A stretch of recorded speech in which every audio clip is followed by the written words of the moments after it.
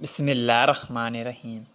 اس کہانی کا مقصد صرف یہ ہے کہ ہم اس سے سبق حاصل کریں اور عورت پر جو ظلم ہمارے معاشرے میں رشتوں کی چکی میں پیس کر کیا جا رہا ہے وہ نہ کیا جا سکے۔ اس کے حقوق میں اس کو عزت دے دینی چاہیے، جیسی عزت ہم اپنی بہنوں بیٹیوں کے لیے ان کے سسرال میں طلب کرتے ہیں۔ اسے ان کاموں پر مجبور نہ کیا جائے جو اس کے بس میں نہیں ہوتی، ورنہ وہ بھی ایسا قدم اٹھا سکتی ہیں جیسا اس عورت نے اٹھایا۔ یہ کہانی اس کی زبانی سنی۔ اس روز میرے شوہر نے مجھے بہت بے دردی سے مارا پیٹا تھا، اور اس کی وجہ یہ تھی کہ میری ساس نے میرے شوہر کو میرے خلاف بھڑکایا تھا کہ یہ عورت پیدائشی ہی بانجھ ہے اور اس عورت سے اولاد نہیں ہونی، اس کو چھوڑ کر دوسری عورت سے شادی کر لے۔ میری ساس کی انہوں باتوں کی وجہ سے میرا شوہر بات بات پہ مجھے ڈانٹتا رہا، اور اس روز تو میرے شوہر نے حد ہی کر دی مجھے مارنے پیٹنے کی۔ بعد میں سکون نہ ملا تو مجھے کہنے لگا، اگر تم ماں نہ بن سکی تو میں تمہیں چھوڑ دوں گا اور کسی دوسری عورت سے شادی کر لوں گا۔ میرا جیٹھ، میرے شوہر کا بڑا بھائی، پاس ہی کھڑا تھا اور سارا منظر دیکھ رہا تھا۔ اس سے رہ نہ گیا تو اس نے میرے شوہر کو برا بھلا کہنا شروع کر دیا۔ اس پر میری ساس نے اسے بھی برا بھلا کہنا شروع کر دیا۔ میرا جیٹھ عمر میں مجھ سے کافی بڑا تھا، لیکن اس کی شخصیت میرے شوہر سے بالکل مختلف تھی۔ دراصل پہلے تو میرے شوہر کا رویہ بھی میرے ساتھ بہت اچھا تھا، لیکن شادی کے 4 سال گزرنے کے بعد بھی جب کوئی بچہ پیدا نہ ہوا تو اس کا رویہ میرے ساتھ بدلنے لگا تھا۔ میں نے اپنی ساس اور شوہر کے طعنوں سے تنگ آ کر اپنا علاج بھی کروایا، لیکن خرابی میرے شوہر میں تھی اور وہ اس بات کو ماننے کے لیے تیار ہی نہیں تھا۔ اس روز میں نے طے کر لیا کہ ماں بننے کے لیے میں کچھ بھی کروں گی۔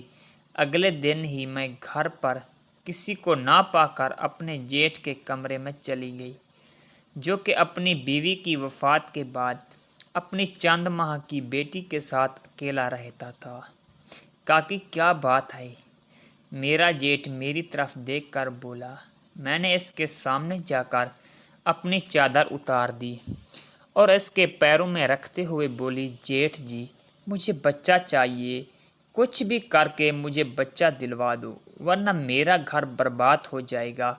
اب میں اور مار نہیں کھا سکتی اور نہ یہ دکھ برداشت کر سکتی ہوں کہ وہ مجھے چھوڑ کر کسی اور کا ہو جائے۔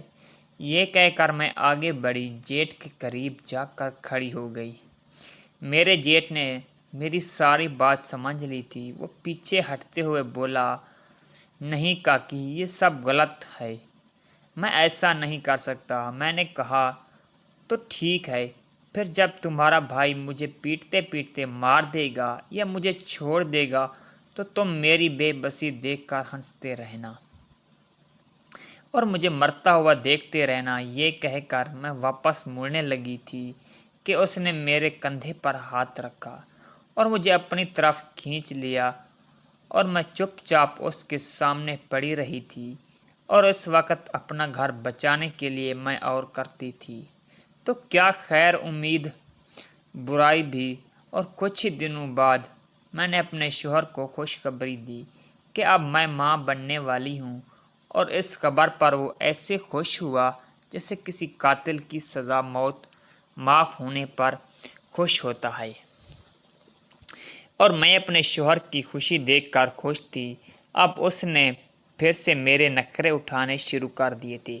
مجھے کسی کام کو ہاتھ نہ لگانے دیتا کہ کہیں کوئی مسئلہ نہ بن جائے، اور ہر وقت میری خاطر مدارت میں مصروف رہتا۔ میری ساس، جو میری سب سے بڑی دشمن بنی بیٹھی تھی، وہ بھی اب مجھ سے خوش ہی تھی۔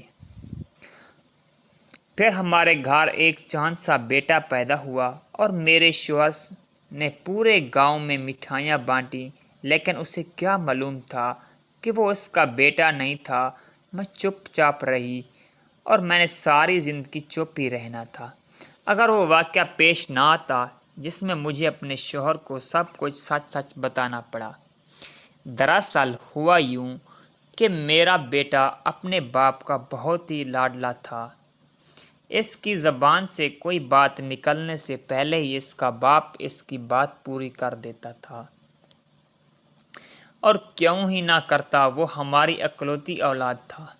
اس وقت میرا بیٹا کرپین میں تھا۔ اس نے دل ہی دل میں میرے جیٹھ کی بیٹی جو کہ عمر میں اس سے بہت بڑی تھی وہ اس کو پسند کر لیا تھا۔ نہ جانے کب ان دونوں نے آپس میں محبت کی پنگیں بڑھا لی۔ میرا جیٹھ تو فوت ہو چکا تھا لیکن اس کی بیٹی کی ذمہ داری میری ساس نے اپنے ذمے لے لی تھی۔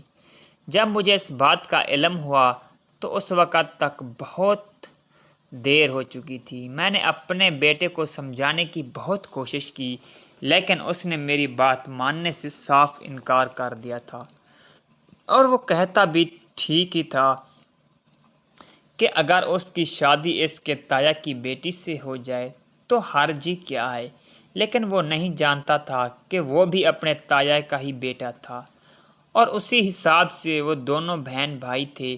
میں نے اپنے شوہر سے بات کرنے کی کوشش کی کہ بیٹے کے لیے کوئی اور رشتہ ڈھونڈ لیتے ہیں۔ اس نے بھی یہی کہہ کر صاف انکار کر دیا تھا کہ کبھی سوچنا بھی مت، لڑکی گھر میں موجود ہے اور ان دونوں کی شادی کے بعد گھر میں ہی رہ جائے گی کیونکہ اس کے ماں باپ تو اس دنیا میں ہی نہیں، اس لیے سب سے مناسب یہی ہے کہ ہم اپنے بیٹے کی شادی اس کے ساتھ کر دیں۔ میں نے اس شادی کو رکوانے کے لیے جو کچھ کر سکتی تھی کیا، لیکن جب سب اس شادی پر راضی تھے تو میں اکیلی کیا کر سکتی تھی؟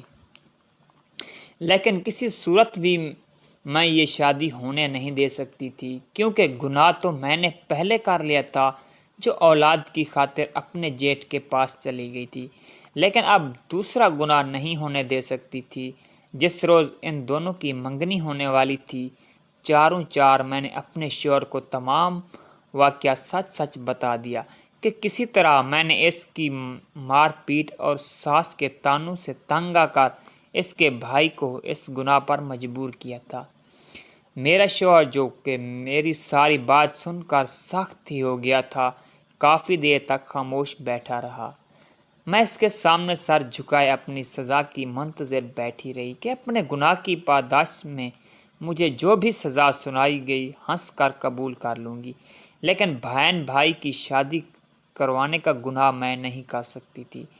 کافی دیر گزرنے کے بعد میں نے نظریں اٹھا کر اپنے شوہر کو دیکھا تو اسے دیکھ کر میں ایک دم محسوس کر رہی تھی۔ دراصل میں یہ سوچ رہی تھی کہ اب مجھے کیا سزا ہو سکتی ہے کہ یہ میری زندگی کا آخری دن کیوں نہ ہو۔ میں نے اپنے شوہر کی پیٹھ پیچھے ہی بڑا گناہ کیا تھا اور میں جانتی تھی کہ کوئی بھی مرد یہ بات برداشت نہیں کر سکتا، لیکن میرا شوہر اپنی آنکھوں میں آنسو بھرے میرے سامنے اپنے دونوں ہاتھ جوڑے بیٹھا تھا۔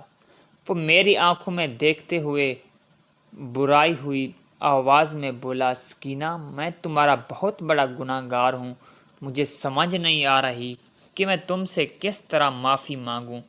اگر میں اس وقت تمہیں مجبور نہ کرتا تم یہ گناہ کبھی نہ کرتی، لیکن مجھے خوشی اس بات کی تھی کہ تم نے اس بات کو چھپانے کی بجائے کھل کر مجھے بتا دی ہے، اور ہم دونوں ایک بہت ہی بڑے گناہ سے بچ گئے ہیں۔ ہو سکے تو مجھے معاف کر دو کیونکہ میں نے تمہیں بہت دکھ دیا ہے۔ اپنے شوہر کی یہ باتیں سن کر میں بھی پوٹ پوٹ کر رونے لگی تھی، اور میں رو رو کر اپنے شوہر سے اپنے گناہوں کی معافی مانگی۔ پھر ہم دونوں نے مل کر اپنے بیٹے اور بھتیجی کے لیے رشتہ تلاش کرنا شروع کر دیا۔ میری ساس اس بات پر سخت ناراض ہے، لیکن یہ بات میں اور میرا شوہر ہی جانتے ہیں کہ اپنے بیٹے اور بھتیجی کا رشتہ ہم کیوں نہیں کر سکتے۔ مجبوری میں کیے گئے اپنے گناہ کی میں رات دن اللہ تعالیٰ سے معافی مانگتی ہوں، شاید میرا رب مجھے معاف کر دے۔